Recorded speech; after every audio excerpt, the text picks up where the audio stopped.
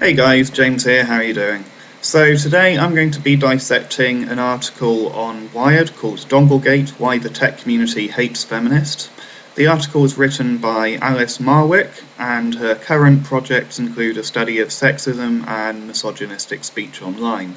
So she's already failed, of course, because she's saying that the tech community hates feminists whilst writing on one of the biggest tech websites in the world. So let's get on to dissecting her article. I really can't be bothered to do the photo editing and stuff like that to have all of the text from the article displaying on the screen as I'm reading it. So just follow along at home, and I'll just be posting some feminist memes on the screen as I go along. It was the tweet which launched 1,000 trolls. So straight away here, Alice is framing the argument in such a way that anybody who disagrees is automatically a troll. When Andrea Richards tweeted out a picture of the two men she overheard making sexual jokes behind her during the open source conference PyCon, the internet erupted. Much has already been discussed about the Donglegate incident, from how everybody lost, both were fired, and what Richard should have done instead, to the very natures of asking what could have been done differently at all. There is absolutely zero inherent danger in talking about what Andrea could have done differently in that situation. The only way I can even imagine somebody attempting to make that argument is if they're equating Andrea with a rape victim who in hindsight was told, well, you shouldn't have been dressed like a slut. The two situations are absolutely 100% different. Somebody dressing provocatively doesn't deserve to have been raped, and they have done absolutely nothing wrong whatsoever. Andrea, on the other hand, did. She violated two people's privacy by taking photos of them without their consent and posting that online in front of her 11,000 plus Twitter followers to basically get them harassed, and as a result one of them lost their jobs. So the two situations are completely different. The resulting brouhaha is the kind of zeitgeisty moment that only happens when inflammatory topics combine sexism in tech, social shaming, and the potential of social media to generate intense and unwanted publicity. Rather than attempting to discern whether Richards was in the right or wrong, I've been thinking about why the issue blew up and what it reveals. I don't think I'm being nitpicky in pointing out her pretentious use of the word zeitgeisty. Zeitgeist roughly translates to spirit of the time, and zeitgeisty is a slang term referring to that which is typical of the period. So by using that word, she's attempting to paint the large number of dissenters as being part of a short-lived time period and that society is going to move on and look back at them and laugh. It's an ad hoc tactic designed to brush off any dissenting opinions so that they don't actually have to be addressed. Now, how I see it is that Donglegate is simply typical of when one group of dogmatic, moralising arseholes attempts to control the rest of society and rational people object. This is hardly unique to this time period, except for, of course, it's been exacerbated by social media. Moving on, however, whether Richards was right or wrong is absolutely fucking key to this debate. If she is wrong, then Alice cannot use her as an example to justify the rest of what she's saying during this article. Now, like I said at the beginning, I'm not going to go over the Donglegate situation myself in much depth. I am, however, going to link to a video by JordanOwen 42. It's a very long video, but it covers the issue in an extraordinary amount of depth. I do have objections to his views towards MRAs in that video, which I may well be addressing in another video in the future, but that would make this video far too long if I went into it now. That being said, however, despite my objections to his views on MRAs, the rest of the video is absolutely fantastic, and I highly recommend people check it out. Because it's far from the first time this kind of thing has happened. The Richards incident and resulting backlash not only reveals the lack of diversity and presence of misogyny in tech culture, but the myth of meritocracy and the growing belief in misandry online.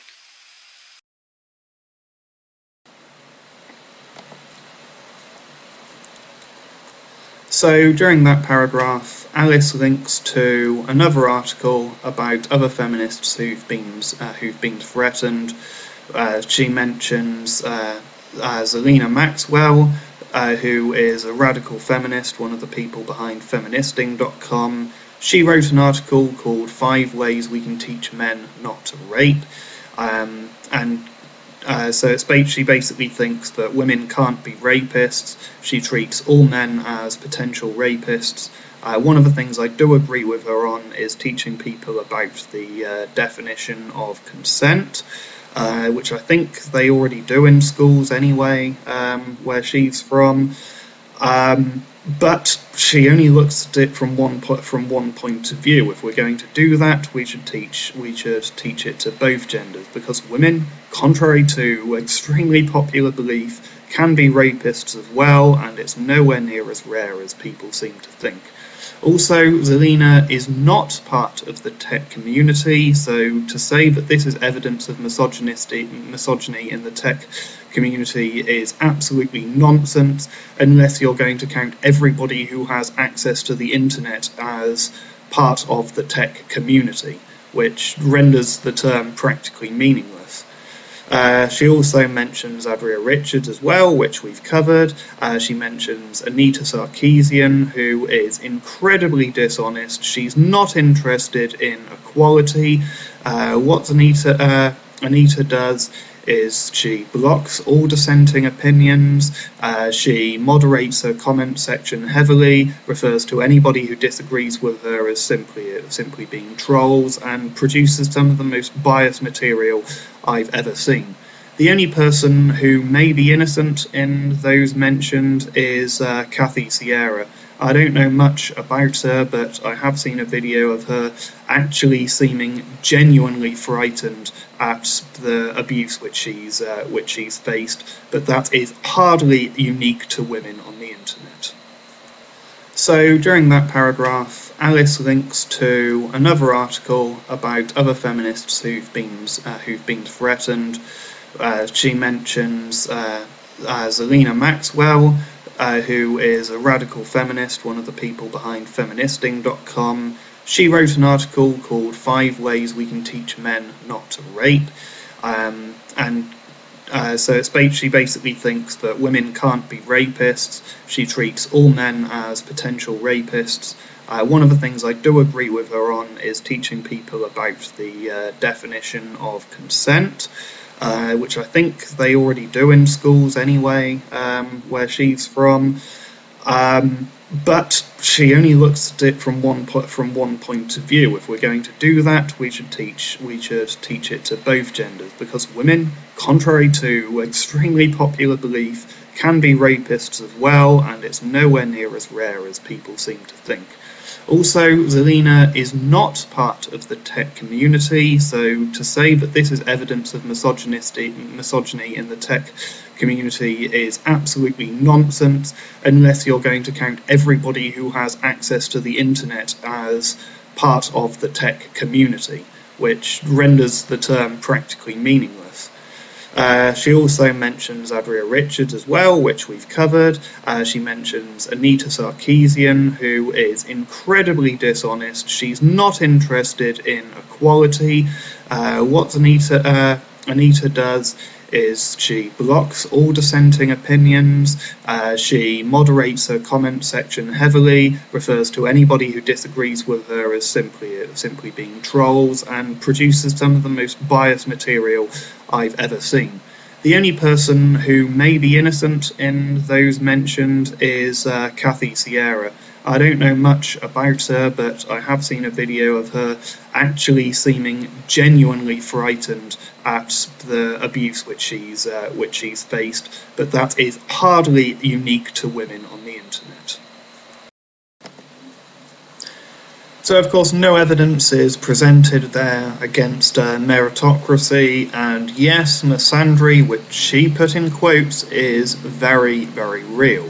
Men account for the vast majority of homeless, workplace fatalities, victims of virtually every form of violent crime. Rapes are overlooked, and if the perpetrator was female, we're called lucky. Our genital mutilation is legal. Boys have been behind in the education system for the last 20 years, and their normal healthy behaviour is demonised and punished. Spending on male cancers receives a fraction of the funding that female ones do, and we're discriminated at every single level by the legal system, just to name a few issues. No evidence was presented here against meritocracy, but what Richards wants is the furthest thing from a meritocracy. She wants women to be treated like children who can't defend themselves and sheltered from things they might find offensive. She wants privilege, not equality, and this should be offensive to anybody with dignity of either sex. And yes, misandry is very much real, and she puts that in quotes, by the way. Men account for the vast majority of homeless, workplace fatalities, victims of virtually every single form of violent crime except domestic violence and rape, which are far more even than people are led to believe. Our rapes are overlooked, and if the perpetrator was female, we're called lucky. Our genital mutilation is legal. Boys have been behind in the education system for the last 20 years, and their normal healthy behaviour is demonised and punished. Spending on male cancers receives a fraction of the funding that female ones do, and we're discriminated against at every single level of the legal system, just to name a few issues. Regardless of the nuances of the incident, the fact remains that Richards faced a gargantuan backlash that included death threats, rape threats, a flood of racist and sexually violent speech, a DDoS attack on her employer, and a Photoshop picture of a naked, bound, decapitated woman. The use of mob justice to punish women who advocate feminist ideals is nothing new, but why does this happen so regularly with women criticising the tech industry? Just stating that the tech industry has a sexist problem, something that's supported by reams of scholarly evidence, riles up the trolls. The reason it may happen more with tech than other things is that people who spend a lot of time online happen to be interested in tech a lot more than people who don't spend a lot of time online. Pretty simple there. Now, again, I don't support the rape and death threats and that kind of thing, but they are a tiny fraction of the overall criticism which Adria has received. The reason people are pissed off, and the reason that they write blogs and things like that about this kind of thing, is that if people like Adria Richards and Anita Sarkeesian have their way and people don't speak up against it, then it would create an incredibly hostile environment where people are walking on eggshells constantly because there may be a woman within earshot who's going to get offended, or a man who's going to get offended on the woman's behalf. And you can't even tell jokes. It's going to draw all of the fun out of the industry. Women are going to be fed up because they're going to be because they get treated like children. And the only people who would benefit from this are the tiny fraction of lunatics like Adria and Anita. They're the only people who would be benefiting from this, and people are rightfully fucking angry about that. Alice provides no links for her reams of scholarly evidence of sexism in the tech industry. The only example which I can think of off the top of my head, which I've seen cited by a few feminists, would be the pay gap in the video game industry. Now, this particular study, which I'll link down below, didn't normalise for the number of hours worked, it didn't normalise for the number of years within that profession, and it didn't normalise for the specifics of the job. So it lumped all artists and all animators together, and you may find, for example, that women are more likely to be a 2D background artist for something like Angry Birds, whereas men are more likely to be a character animator on Half-Life 2. Clearly, those two jobs would pay drastically different amounts of money.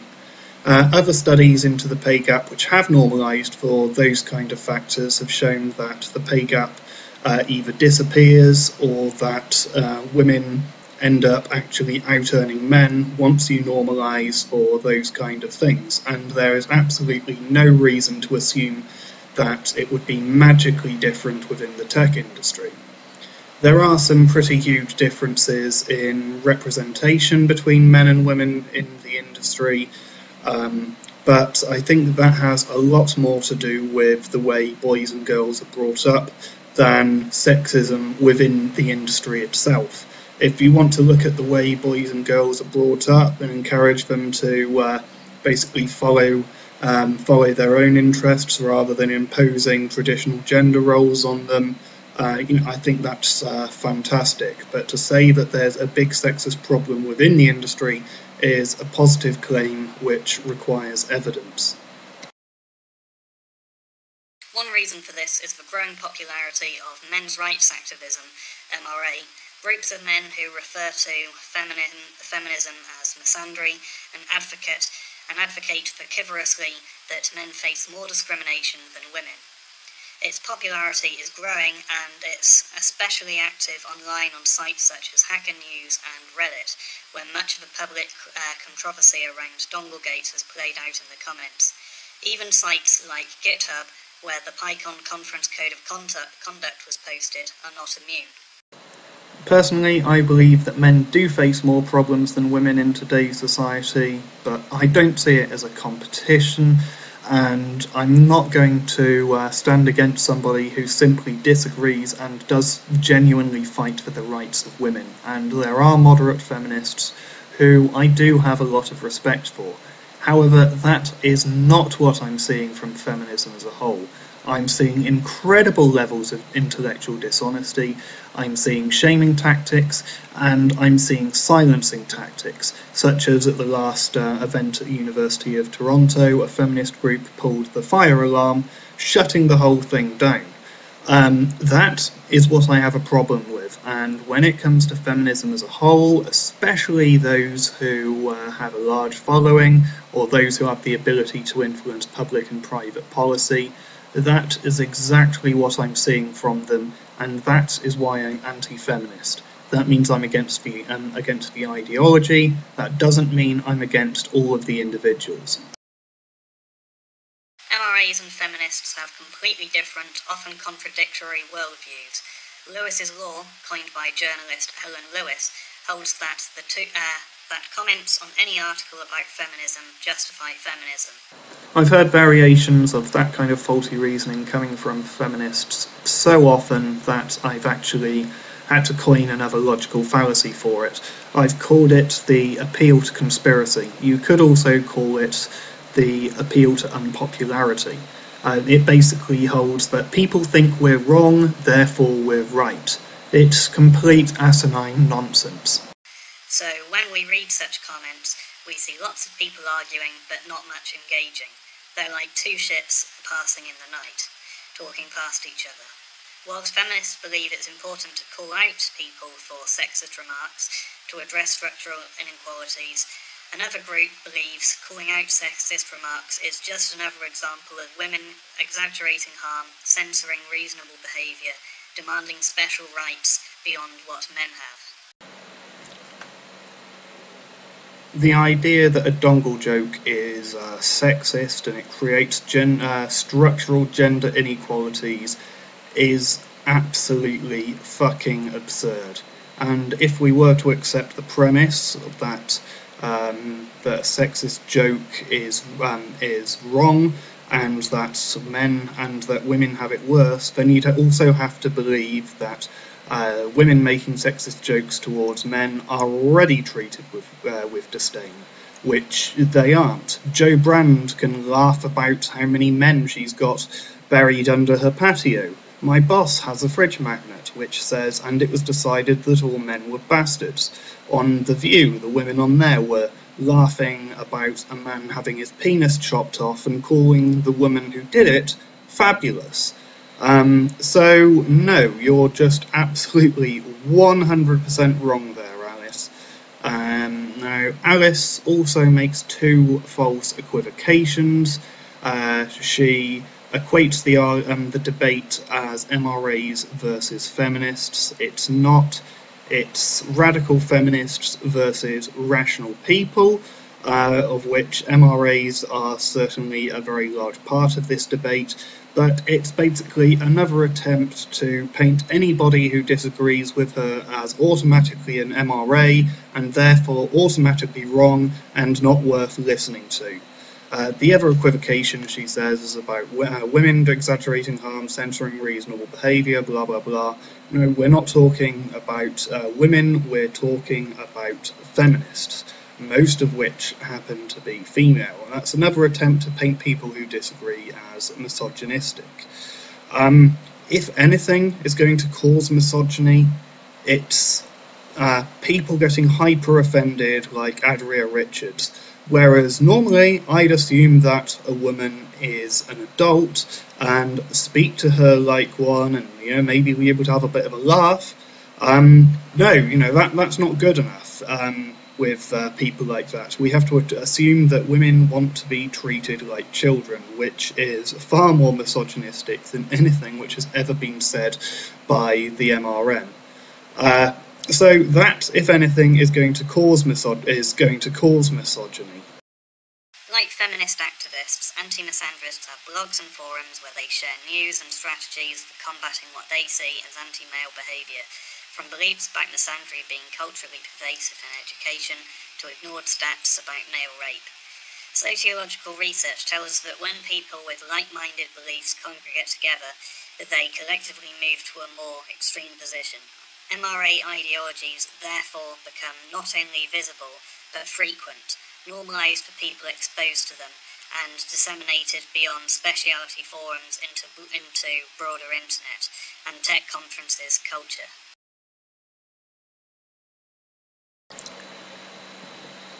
Now, she doesn't link to that sociological research.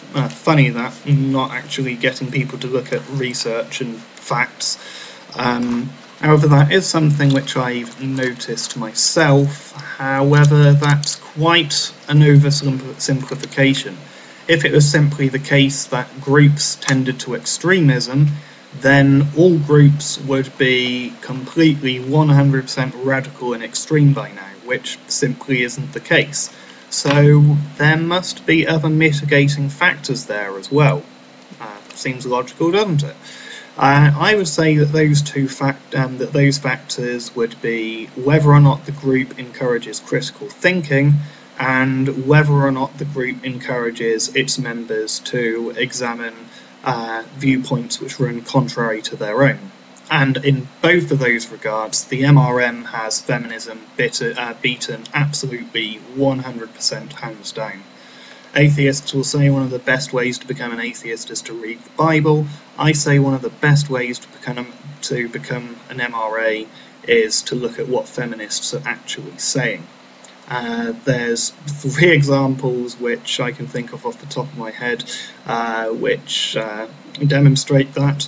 Erin Trizzy, Warren Farrell and Swain O'Pie all switched sides to the MRM, and they had quite a bit of prominence and respect within the feminist community and collectively 60 years worth of experience before they switched. So there you go. Alice also links to a few other men's rights websites during that paragraph. She links to the-spearhead.com, not to be confused with spearhead.com, which is a right-wing website which has a few ties with Nazism from what I've heard. She links to antimisandry.com, which is another website I'm unfamiliar with. However, I looked at their commenting policy and they're very much against any form of sexism, transphobia, racism, any form of discrimination whatsoever. So they're doing their part to to prevent extremism from occurring on their site. Some dude with 2 comments on his blog, who I've certainly never heard of, She also links to the A Voice for Men About page, which I recommend people look at for themselves, and the Reddit men's rights page. Now, I have heard some bad things said about the Reddit men's rights page before from a few people, but my limited experience there, I haven't noticed anything misogynistic or anything like that myself. So yeah, thanks for actually linking those pages, Alice. I'm sure with your article you've done a fair part towards helping a few people become men's rights activists for themselves, so congratulations there. Men's rights activism sort of makes sense in a culture where masculinity places just as many limitations on men and femininity as on women. Whilst women have had hundreds of years of gender criticism to draw from when dealing with compulsory femininity, men don't. That simply isn't true. I go into a lot more detail in my video, Debunking Feminist Theory, Part 3, Patriarchy, but in short, women in many cultures have been in the position where they had no choice but to stay at home and look after the house and or children, whilst men had no choice but to go and work for a living in conditions which are far more dangerous than the vast majority of jobs today. So women have historically been protected at the expense of their agency, meaning that most discrimination against women is due to infantilization, whereas for men the discrimination they face is mainly due to their level of disposability. Now, it's debatable which sex had it worse, but it's certainly not a one-sided issue like you're trying to imply there. There are few spaces where men can talk about the impact that gender stereotypes have on their lives. However, just because these points of views are equally visible both online and offline. The online presence of the MRM has increased tremendously over the last 12 months. But to say that our offline presence is equally visible to feminism is absolutely 100% absurd. Doesn't mean they're equally valid. I agree. Factual evidence simply does not support the idea that men are being oppressed and that women have the upper hand socially, legally, or economically. Okay, here's a few of the legal privileges that women have. Women have the privilege to give up their parental and financial responsibility for children. As far as society is concerned, if a man gets a woman pregnant accidentally, he should have thought about that before he spread her legs.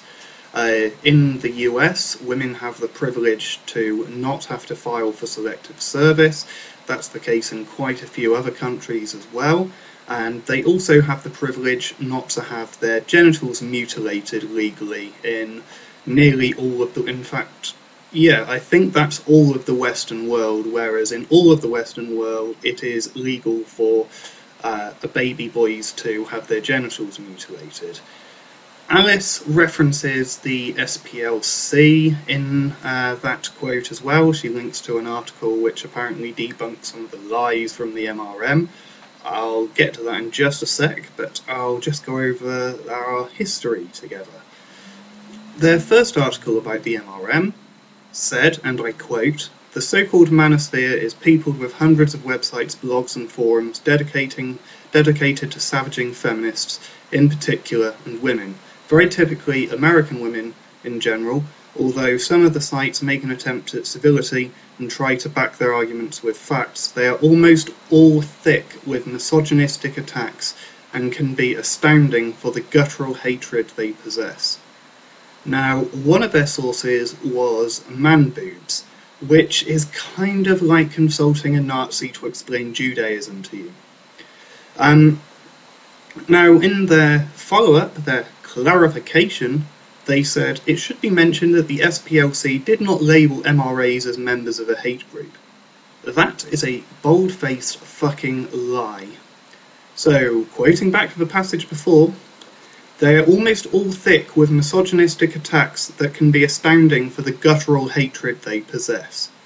So, oh no, we didn't call you a hate group, we just said you are a group which is full of hate. And we decided to write about that on a site which is dedicated to exposing hate groups. So I don't see how you could have possibly interpreted that in any way as calling you members of a hate group.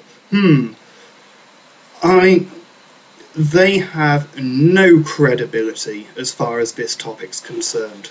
Okay then, so now we've got that out of the way, I'll deal with the SPLC article which was linked by Alice. So, they say, the claim, men's rights activists often insist that men are victimised by sex crimes and abuse just as much as women are, if not more. This assertion is meant to support the contention that the courts and laws outrageously favour women. They say, well, they didn't source that, but yeah, let's just go with what they're saying. And then they say the reality, a major 2010 study by the Centres for Disease Control National Centre for Injury and Prevention thoroughly debunks such claims. Well, actually, no, it doesn't. You see, the CDC report doesn't count rape by envelopment as rape. If you count it for what it is, then suddenly men are actually raped just as much as women. The CDC also doesn't include prison rape, and if you include prison rape, then men are raped nearly twice as much as women are. Anyway, continuing. Nearly 1 in 5 American women, 18.3% the study found, have been raped. The comparable number of men is 1 in 71. Not only that, but more than half, 51.1% of female victims, reported that their rapist was an intimate partner, a current or former spouse or boyfriend, or a date. According to a 2000 study by the Department of Justice, female rape victims were also about twice as likely as male rape victims to be injured during assault, 31.5 versus 16.5. Okay, so according to them, well, 2/3 of women, if you're not injured, then that's suddenly that's not as bad. Yeah, 2/3 of you, and about 7/8 of men. Fuck you, doesn't matter because, well, you weren't injured. It's been thoroughly debunked, this crap, time and time again, which is, funnily enough, probably why they didn't actually link to any MRA source material. Overall, the studies found most violence of all kinds against women, 64%, came from a current intimate partner, whilst that is true for only about 1/6 of men. So fucking what? What's that got to do? Why does it matter where the injuries came from? Men suffer far more violence overall. It's not because we suffer less injuries in intimate relationships, it's because we suffer far more injuries outside of intimate relationships as to why those statistics are so much different. Women also far more likely to be stalked than men, 16.2% versus 5.2%, and 2/3 of women stalkers, 66.2%, were current or former intimate partners, compared to 4 in 10 for men, 41.4%. What's stalking got to do with this? We're talking about sexual abuse here.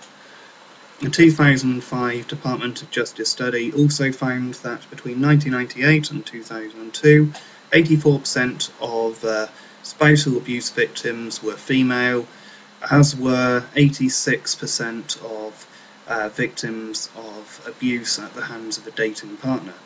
Males make up 83% of all spousal abuse murders and 75% of dating partner murders. Yes, when it comes to intimate partner relationships, men are the majority of murderers.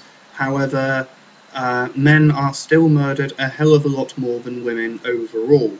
Also, there's an article written by Warren Farrell, which listed many reasons why women are less likely to be suspected of murder.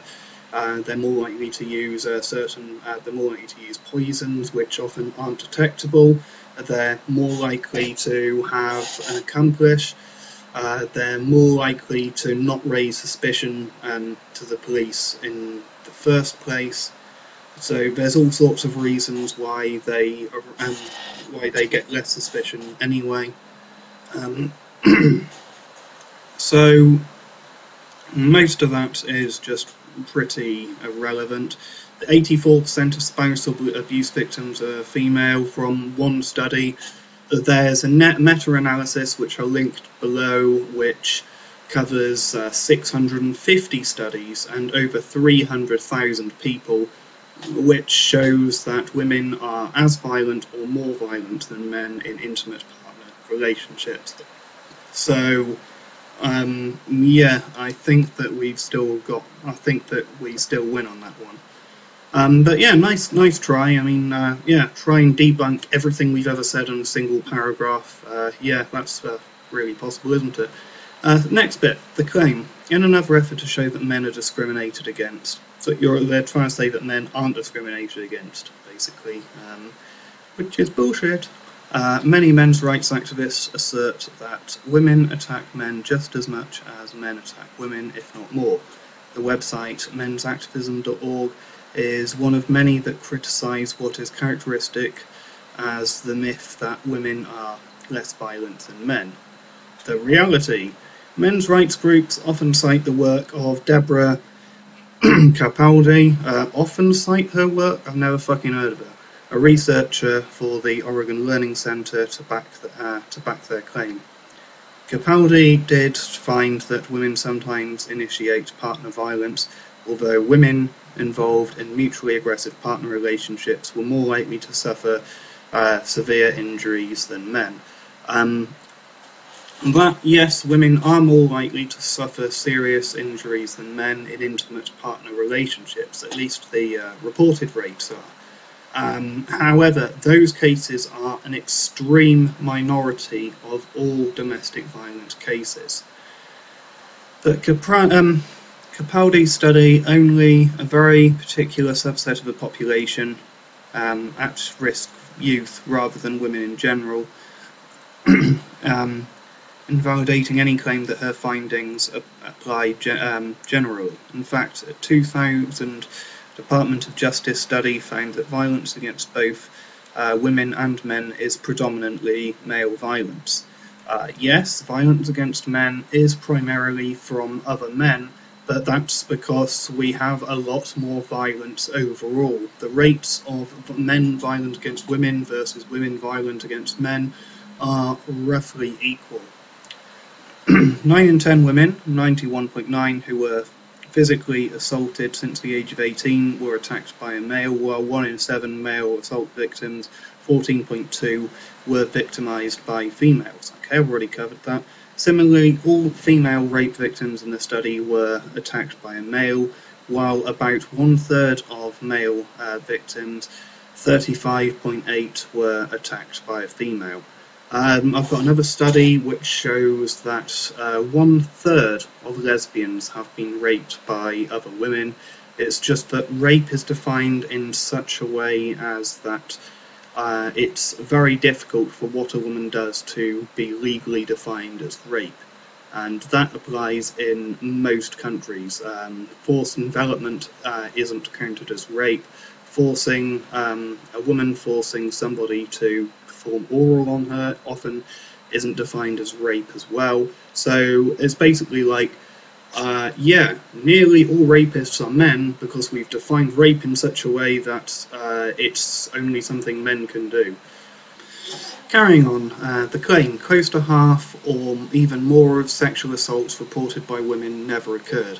Versions of this claim are a mainstay on sites like registerher.com, which specialise in vilifying women who allegedly lie about being raped. Such claims are also sometimes made by men involved in court custody battles. The reality, this claim, which has gained some credence in recent years is largely based on a 1994 article in the Archives of Sexual Behaviour by Eugene Cannon that found that 41% of rape allegations in his study were false. But Cannon's methodology has been widely criticised, and his results do not accord with most other findings. Cannon's researched only one unnamed Midwestern town, and he did not spell out the criteria police used to police decided an allegation was false. The town also polygraphed or threatened to polygraph all alleged victims, and now discredited practice that is known to cause many women to drop their complaint even when it's true.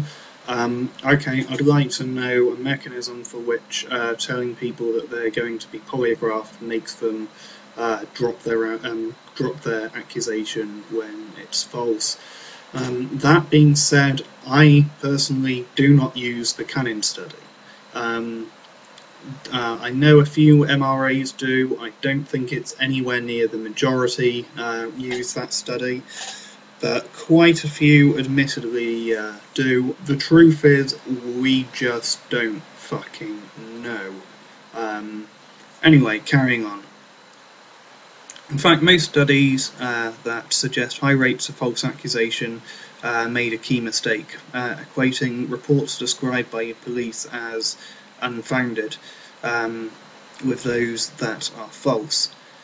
The truth is that unfounded reports very often include those with which no corroborating evidence could be found, or where the victim was deemed as an unreliable witness, often because of drug or alcohol use or because of prior sexual contact with the attacker. They also include those cases where women recant their accusations, often because of fear of reprisal, a distrust of the legal system, or embarrassment caused by drugs or alcohols were involved. The best studies, where rape allegations have studied in detail, suggest a rate of false reports of somewhere between 2 and 10%. The most comprehensive study, conducted by the British Home Office in 2005, found a rate of 2.5% false accusations of rape. The best US investigation, the 2008 Making a Difference study, found a 6.8% rate. Now, I've talked about this before. The truth is, we really just do not fucking know. All we know is that it's somewhere. All we realistically know is that it's somewhere between the amount which has been proven false and the amount of allegations which haven't been proven to be true. So somewhere between 10 and 90%.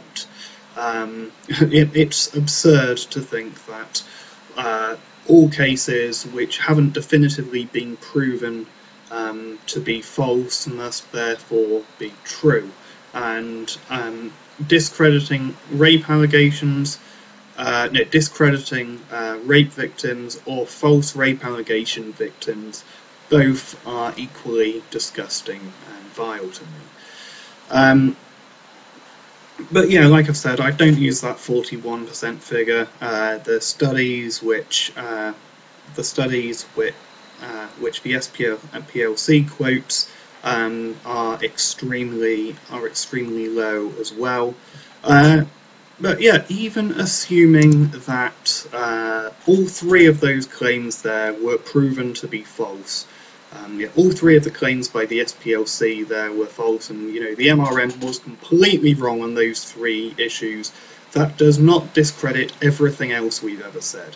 And I can certainly point to a lot more than 3 lies by Feminists, even on the false rape, even on the rape conviction rate thing.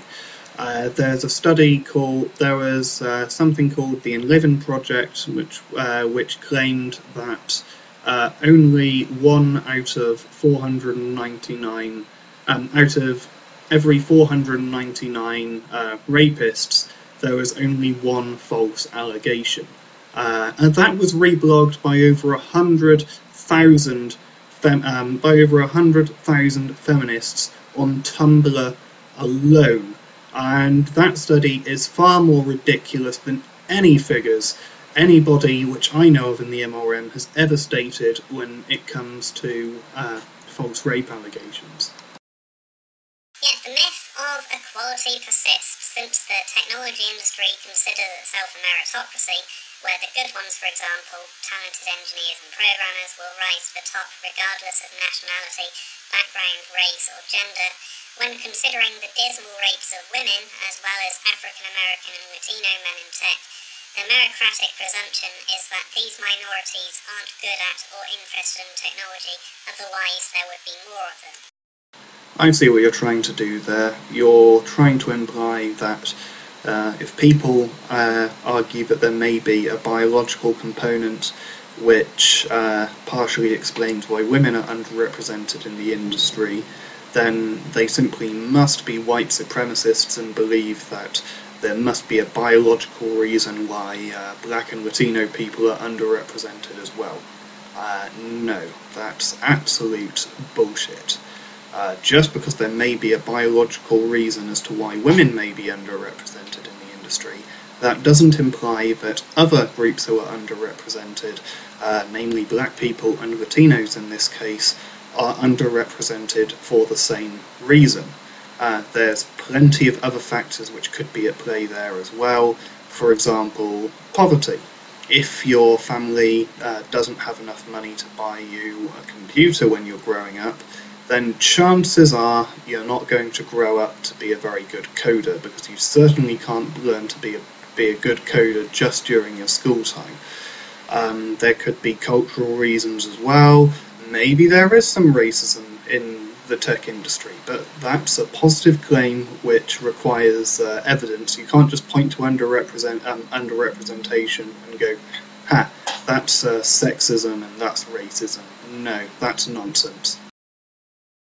If we admit that there are structural barriers to entry and a culture that actively discourages women and men of colour from participating, then it logically follows that technology is not a meritocracy, and this threatens many dearly held beliefs of technology workers. It suggests those at the top aren't there because they're the best, but because of hard work and privilege. So you think hard work shouldn't be a factor in a meritocracy? It suggests that enormous wealth generated by tech startups and founders isn't justified by their superior intelligence. It requires change from a culture in which male normativity is, well, the norm, to a more inclusive one where penis jokes and booth babes are no longer acceptable, and the mere suggestion to discard them isn't met with a hailstorm of protest. If you're that offended by penis jokes and booth babes that you can't stand to be near the industry, then don't come into the industry.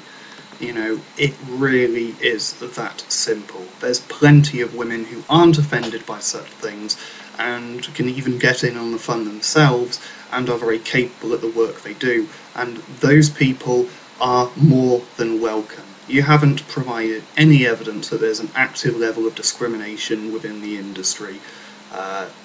It's just nonsense. I wouldn't decide that I want to be a florist and then when I get there decide, oh, this place really isn't very male friendly. I mean, we could do with some pictures of naked women on the walls and some biker magazines and a PlayStation 3. You know, this place is just far too feminine and I don't like it. No, I wouldn't go into a female-dominated industry and then start demanding that they twist and bend to fit my emotions. That is absolutely absurd. You're more than welcome in our house, but when you get there, you don't get to demand what we do in our own house. That's ridiculous. And if two women in the industry want to make jokes about their vaginas, fine. Nobody's going to have a massive problem with that. And if they do, then the thing to do would be to politely talk to them and tell them your problem and tell them how you feel about it, and they either accept your problem or they don't. It really is that simple. You don't speak for all women. Hell, you don't even speak for all feminists. This is absolutely absurd. In short, it requires own revenge fantasies of being outsiders who know the rules of the world and admit they might themselves be actively excluding others. This is why seemingly tiny individual acts of sexism, like innocent dongle jokes, matter. Such microaggressions combine to reinforce structural sexism. MRAs and garden variety geeks expressing similar attitudes may not be radical activists, but they're radical defenders of the status quo. Now, there's a difference between going, perhaps you should just examine your viewpoints and see if there is any sexism or racism within them. There's a difference between that sort of sentiment and you are a sexist racist with no evidence. So, yeah, I don't think that they're necessarily not open to the idea and genuine criticism. They are probably going to be against someone who just outright states that they are sexist and racist with no evidence or just extremely faulty evidence. And you admit that the dongle joke is innocent, but then you say that it kind of isn't innocent. You can't have it both ways. It's not a sexist joke. It's not a joke about women drivers or anything like that. It's a joke about a dongle. That's absolutely ridiculous. And saying the radical defenders of the status quo. So you have to give some evidence as to why the status quo is wrong. You can't just say you've got a common viewpoint, therefore you're wrong. That's absurd. In such a context, what happens to Richards has very little to do with the impact of her tweet, and much more to do with deterring future women from speaking out. If that tweet didn't result in somebody getting fired, chances are we wouldn't have heard a fucking thing about it. And yeah, that's the problem, is that she got somebody fired for making a harmless joke. And yeah, people are understandably very angry about that. I'd imagine if I worked in the tech industry, I'd be really pissed off as well, because, that could have been me in that situation. So, yeah, it's everything to do with the result of the tweet. This is even more relevant given the amplifying power of social media and public shaming. Just look at the recent instance involving popular Reddit troll Violent Prez, outed by Gorka. Teenagers who use racial epithets when referring to the re-election of President Obama, named and published by Jezebel, and inflammatory Hurricane Sandy tweeter at Comfortably Smug, unmasked by BuzzFeed. Yet while all of these cases involved some form of doxing, they didn't result in the same sort of laser-focused hate speech directed at Richards.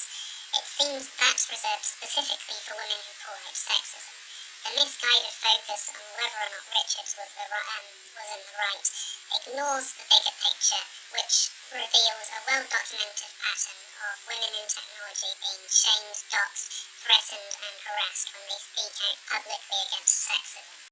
The examples of people who didn't receive death threats, etc., are merely anecdotal. I could find plenty who have had death threats. I could find plenty of feminists who have said really nasty shit and haven't received death threats. And that is not something which is purely reserved for feminists. And incidentally, all of the people mentioned, except with the possible exception of Kathy Sierra, the other feminists which were mentioned in the article you linked, Zerlina Maxwell, Anita Sarkeesian, etc., they were not attacked for standing up against equality, for standing up for equality. They were attacked because they were standing against an equality, the complete opposite of what you're saying. Also, Lacey Green, she's been attacked by other feminists with death threats, etc., for saying the word tranny. Was she wrong for saying it? Yeah, probably was quite wrong for saying it. She didn't deserve to receive death threats from other feminists for it. And she has a lot more to fear than people like Adria Richards, trust me. I don't know of any feminist who's been attacked by MRAs in real life. However, the opposite is certainly not true. Erin Prezi, she was the founder of the domestic violence industry, and for simply stating that women are just as capable of violence as men, she had her dog killed by other feminists and death threats against her. Well done there, feminists. Well done for proving how unviolent women can be. Well done.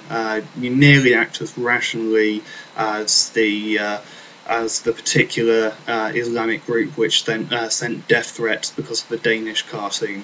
Congratulations there. I can also mention my friend Swaino Pai. He had his van smashed up 3 times during the course of a single summer by a radical feminist group in his city. Both of those incidents, incidentally, happened before the emergence of Twitter and all of those kind of things which can exacerbate it. That happened without that. I can also mention a few people in the Voice of the Men for staff who've had death threats against them. I can mention female MRAs who've had rape threats against them. My friend Stephanie Nicholas, who isn't even an MRA, she calls herself a gender egalitarian, for pointing out the hypocrisy of feminism. She's received all sorts of rape threats and things like that as well. To say that these kind of things are reserved for women who stand up for sexism is utterly absurd. Sadly, what happened to Adria Richards tells women that only welcoming technology if they keep their mouths shut. There's a big gap between geeks and programmers and MRA-fueled trolls, but this incident demonstrates what happens when these communities overlap. Just as MRAs virulently protest the mere suggestion that men are responsible for social ills, technology needs to make it very clear that blaming women for sexism is not acceptable. No, that doesn't tell women that for merely pointing out sexism they're going to receive death threats and rape threats, etc. It doesn't say that at all. What it says is that if you publicly shame and humiliate people and invade their privacy for making a simple joke resulting in them getting fired, you're going to be held accountable for that, even if you're a woman. Now, women who genuinely do point out misogyny and that kind of thing, and do it honestly, for the most part, they aren't going to receive any problems like this whatsoever. And women who are willing to work hard and are emotionally strong enough to be able to handle hearing a joke they don't like, they're more than welcome too. That is not the problem. The problem is people who basically want to bend the industry to fit their needs and change everything and suck all of the fun out of it and make people walk around on eggshells afraid to say anything in case they might offend people. Those people are rightfully shunned. The death threats and things, as I need to say, I should point out again, 100% against. But the vast majority of the criticism against those people is nothing like that. You also say that MRA influenced trolls basically trying to say that anybody who disagrees is automatically a troll, muddying the water again. Let's see, what else do I have to comment on? Blaming women for sexism. Yeah, some sexism is caused by women, some sexism is caused by men. Some of the ills in society are caused by women, some of them are caused by men. If you're going to blame all of society's ills on men, then you also have to accept that men are responsible for everything that's good as well. You can't simply have it both ways. The MRM position is not sexist, and there are moderate feminists out there who I have an awful lot of respect for, but when it comes to people like you who write these articles, who play the victim, when it comes to people who influence public and private policy, when it comes to the people who run the universities, they are nearly exclusively radical or justify the radicals' behaviour with their silence. And if feminism wants to get any respect at all, then it needs to clean house. The reason the MRM is growing is because people like you, because people are seeing through the bullshit being perpetrated by people like you, and they don't want to grow up in a society where they're shamed, where they have to constantly walk on eggshells and are afraid to say anything. And many women as well are beginning to see through it. They don't want to be treated like pathetic little children who need to be wrapped in bubble wrap constantly and protected from everything in the world. They want to be treated as adults. I think that should be the tagline of the MRM. The MRM, because women are adults. Anyway, I think that's enough ranting for one day. Also, a great woman passed away yesterday, Margaret Thatcher. Regardless of what you think of her politics, I don't think too highly of them myself. If there is anybody who should be an icon to what feminism claims to be about, that would be Margaret Thatcher. She rose right to the top of a completely male-dominated field without the need for quotas or special treatment. She did it completely off of her own merit, and for that alone she deserves an awful lot of respect. So regardless of what you think of her, she is great on that basis. Regardless of what you think of her politics, on that basis alone, she has achieved something which no other woman in England has achieved since, and I think she deserves a lot of respect for that. So rest in peace, Margaret Thatcher. And that's all I've got to say then. So until next time, comment, rate, subscribe, and I'll see you soon. Bye.